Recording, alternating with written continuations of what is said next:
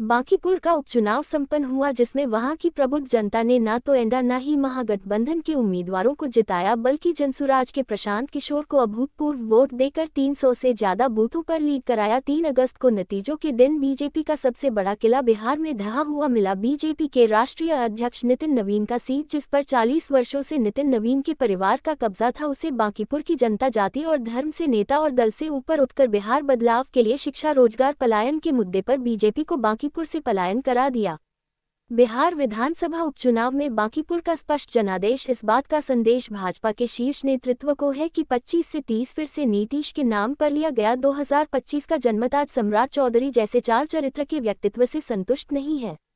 शीर्ष नेतृत्व को बांकीपुर का स्पष्ट संदेश है कि बीजेपी के ही किसी अच्छे चरित्र के व्यक्ति को मुख्यमंत्री बनाइए, वरना आने वाले समय में बांकीपुर की तरह पूरे बिहार से बीजेपी का सुपड़ा साफ हो जाएगा। मुंगेर जिला अध्यक्ष साहब मलिक के नेतृत्व में सड़कों पर निकाले गए विजय जुलूस बांकीपुर के जनता के जनादेश का सम्मान है। अपने नेता प्रशांत किशोर के बिहार विधानसभा में मौजूदगी ही एनडीए के 202 और महागठबंधन के भी सभी विधायकों के लिए जिम्मेदारी और कर्तव्यों के ईमानदार निर्वहन का एक लेशन होगा। प्रशांत किशोर की बिहार विधानसभा में मौजूदगी बांकीपुर के साथ साथ पूरे बिहार के गरीब गुरबों पीड़ित लोगों का सबसे बड़ा सहारा साबित होगा।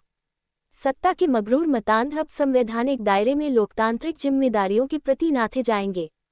यकीनन बांकीपुर में प्रशांत किशोर की अभूतपूर्व जीत जनसुराज के सभी कार्यकर्ताओं के लिए हर्षोल्लास का कारण है। इस खुशी में मुंगेर के सैकड़ों जनसुराजी ढोल नगाड़ा, अबीर गुलाल और आतिशबाजी कर एक दूसरे को बधाई दे रहे हैं। साथ ही लड्डू खिलाकर सभी एक दूसरे का मुंह भी मीठा करा रहे हैं। जनसुराज आने वाला समय में बिहार का सबसे पसंदीदा राजनीतिक दल होगा, ऐसा दावा जनसुराज के विजयी कार्यकर्ता अपने विजयी नारे से बता रहे हैं। आपके चैनल के माध्यम से तमाम बांकीपुर की जनता को मैं दिल से आभार व्यक्त करता हूं।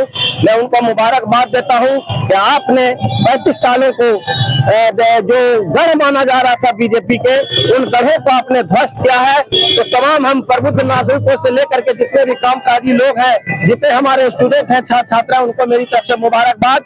और आज उसी के उपलक्ष्य में, क्योंकि बांकीपुर को हमने जीता है और जनता के अपार प्रचंड बहुमत से हम लोगों ने जीता है, उसी के उपलक्ष्य में आज पूरे जनसुराज परिवार के साथ में हम लोग जो है जुलूस निकालने जा रहे हैं, जो मुंगेर में भ्रमण करते हुए फिर हम लोग जनसुराज पार्टी में आके अपना प्रोग्राम को आगे बढ़ाएंगे।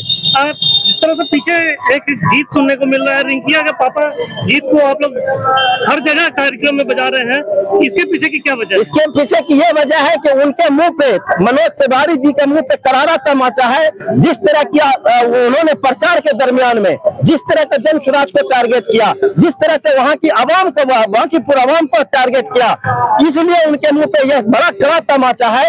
और ये उनके लिए बहुत बड़ा लेसन है कि आने वाले दिनों में रिंकिया के पापा को बिहार में राजनीति करने लायक हम लोग नहीं छोड़ेंगे। इधर आइए ना, देखिए, जब अंगूर लोमड़ी को जब अंगूर नहीं मिलते हैं तब बोलते खट्टे हैं। अगर वो मंडल के अध्यक्ष थे और बहुत ही सिंपल कार्यकर्ता थे, और बीजेपी को अगर इतना घमंड था और ये भी घमंड था कि ये हमारा गढ़ है, तो फिर इतने बड़े स्टार को उतारने की क्या जरूरत थी?